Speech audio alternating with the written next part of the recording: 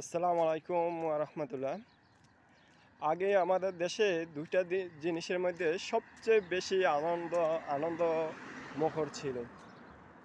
একটা আজও আছে, ভবিষ্যতে থাকবে, আরেকটা বিলুপ্ত হয়ে গেছে। সেটা কি বলতে পারেন? একটা হলো আমাদের দেশে নির্বাচন কালচার এত আনন্দমুখর হয়ে উঠতো, যা বলবার বাইরে।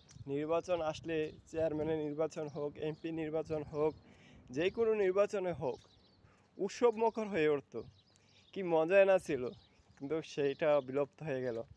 কিন্তু বাংলাদেশে বিশ্বের মধ্যে সবচেয়ে আনন্দমুখর হলো আজহার, কুরবানি ঈদ। কিন্তু এই আনন্দটা এখনও আছে। ঘরে ঘরে কুরবানি আনন্দ উৎসব, মাশাআল্লাহ দিলে। যাক আলহামদুলিল্লাহ, একটা বিলুপ্ত হয়েছে, আল্লাহ কবে ফিরাই দেয় জানি না। আরেকটা যেন আল্লাহ যেন আমাদের সবসময় জারি রাখে, এই আনন্দময় পরিবেশটা যেন সবসময় থাকে। আল্লাহ তাআলা যেন আমাদের দেশটাকে রক্ষা করে। সবাই দোয়া করবেন, আমিও দোয়া করি। আসসালামু আলাইকুম ওয়া রাহমাতুল্লাহ।